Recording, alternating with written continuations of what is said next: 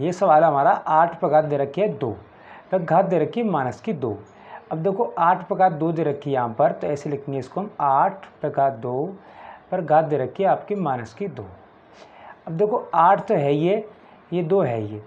अगर देखो इसको हम प्लस की घात करेंगे तो क्या होता है 1/2, इस पर घात आ जाएगा आपकी 2, ऐसे निकल के ये आता है। क्यों कि जब हम ये संख्या दे रखी है इसको नीचे लाएंगे तो घात क्या होती है प्लस की। देखो इधर समझते हैं उदाहरण के तौर पर, जैसे मान लो 4/3 हो, आपकी इधर घात दे रखी है -3, तो इसको प्लस करना है तो कैसे होगी 3/4 और घात हो जाएगी आपकी 3 प्लस की, क्योंकि हमने ये दोनों बदल दी। अब इसे 2 के नीचे हम 1 कर देते तो 1 को ऊपर कर दिया, 2 को हमने नीचे कर दिया, क्योंकि 2 के ऊपर ही पावर दे रखी है -2।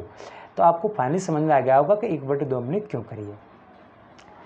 अब देखो अब गुणा कर देंगे 2 का इससे अब 1/2 गुणा करेंगे हम तो इसको क्या निकल के आता है, ये निकल के आता है हमारा 8 पे घात 1/4 निकल के आता है। वो कैसे निकल के आता है 1/2 घात 2 दे रखी है, तो 1/2 घात 2 का मतलब होता है 1/2 गुणा 1/2। पूरी भिन्न भिन्न करके आपको समझा रहे हैं।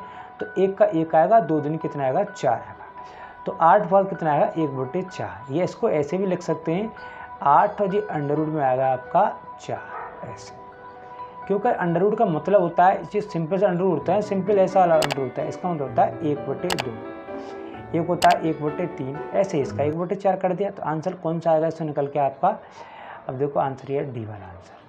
कौन सा आंसर है, डी वाला आंसर आपका निकल के आता है, ये वाला। तो एक बार दोबारा फिर समझाते हैं। 8 पे घात 2 पे घात -2 दे रखी है, तो इसको करेंगे हम प्लस की। पहले क्या करेंगे, इसको हम प्लस की करेंगे। और प्लस की करने को सवाल बहुत अच्छा है पर थोड़ा सा घुमा कर दे दिया है। इसको प्लस की करते हैं तो प्लस की करते हैं तो कैसे, ये वाला तुम्हारा बट्टी के रूप में हो जाएगा 1/2 घात के जाएगा ये 2। अब 1/2 गुणा करेंगे 1/2 कितने आएगा 1/4 है निकल के, 1 क्या आ गए 4।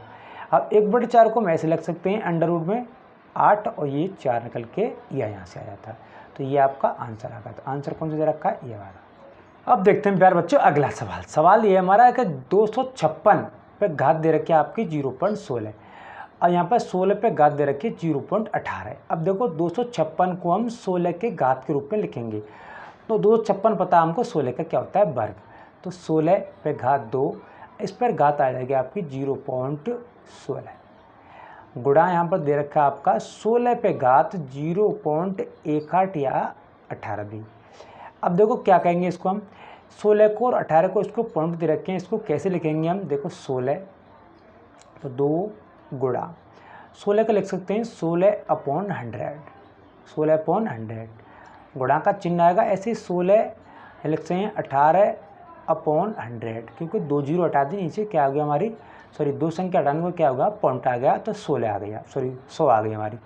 अब क्या करेंगे हम, देखो 16 दूना 32 अंदर को गुणा का चिन्ह, आधार हमारे समान है तो क्या हो घात घात दोनों क्या होंगे जुड़ जाएंगे। जुड़ेंगे कैसे, 16 दूना 32 और उसमें जोड़ेंगे हम 18, तो क्या निकल के आता है हमारा, आता है 16 पे घात, तो ये 50 हो गई, 50/100। वो कैसे निकल के आता है, देखो 16 दूना 32 और 18 जोड़ेंगे कितना आएगा 50, नीचे 100 आएगा तो लिख दिया मैंने 100। इसको काटेंगे तो 1/2 क्या आएगा 2, तो 16 पे घात क्या आएगा 1/2। 1/2 मतलब क्या आता है रूट होता है, 1/2 मतलब क्या होता है अंडर वर्गमूल होता है, तो इसका 4 आएगा, वो भी किस में आएगा प्लस माइनस में। तो आंसर कौन सा दे रखा है, ये 4 होगा नहीं आपका, ये 4 नहीं होगा, तो आंसर कौन सा होगा, ये वाला आंसर आपका करेक्टली आंसर आएगा। बहुत प्यारा सा क्वेश्चन था।